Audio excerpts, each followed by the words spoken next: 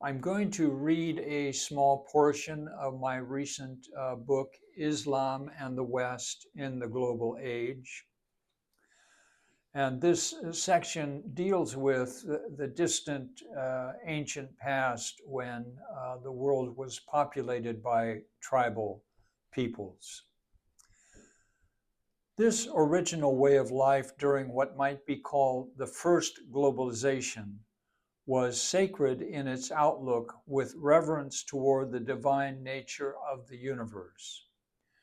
There was belief in the unity of a transcending cosmos, that human existence was fraught with miracles.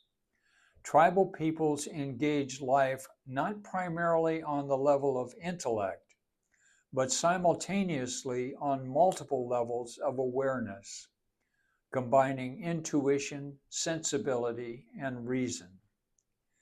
Being naturally reflective and perceptive, they best express themselves by poetic or aphoristic wisdom.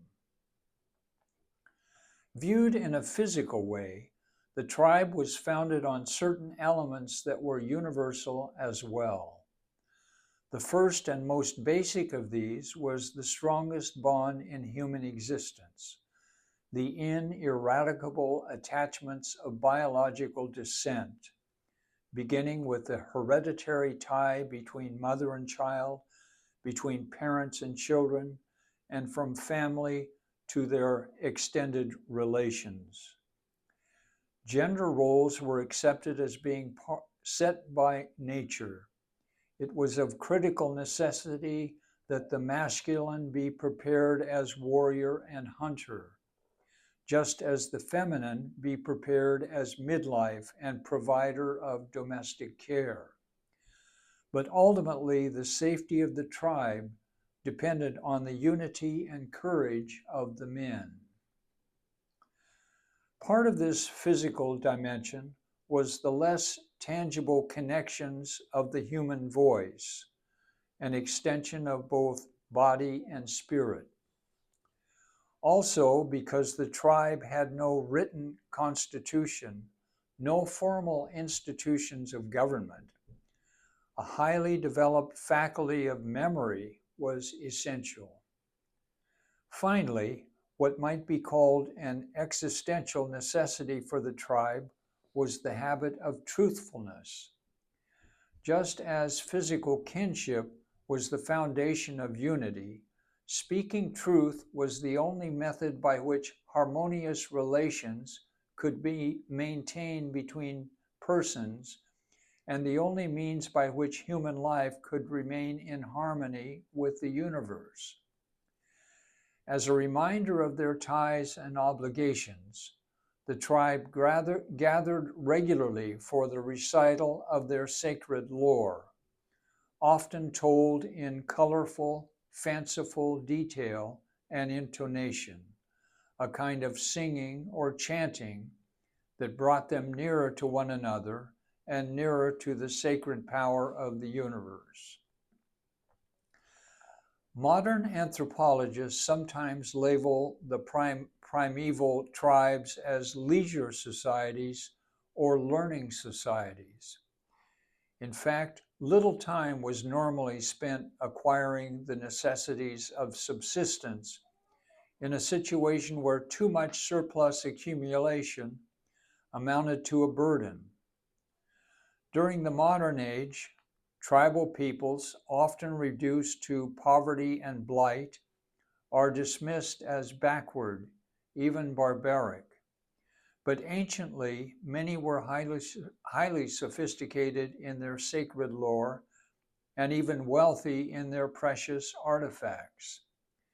There was much time for teaching and learning, for close attention and care to the making of clothes and weapons, producing what appears to the modern eye as works of art.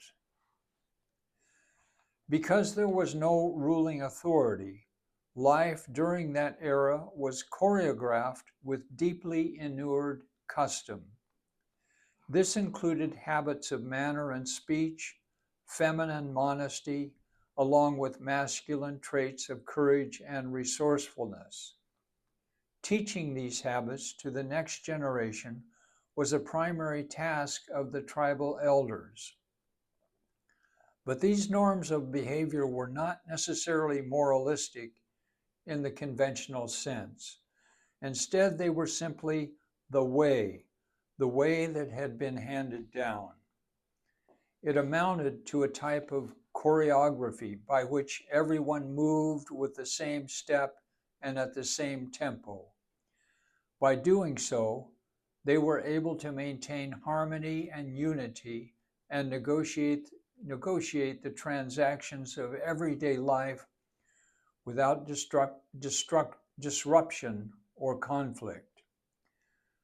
Of course, dispute and conflict would arise, but there were set methods for resolving them, always with the purpose of maintaining the fabric of the group and preserving harmony among the families.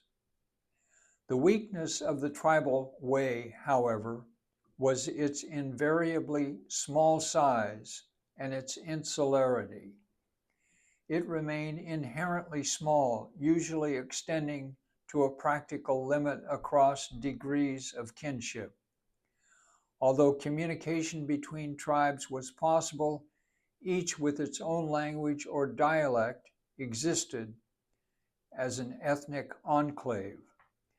The need for protection against privation and invasion led to the joining of several tribes into a chiefdom or kingdom, the highest development of human organization in the primordial era.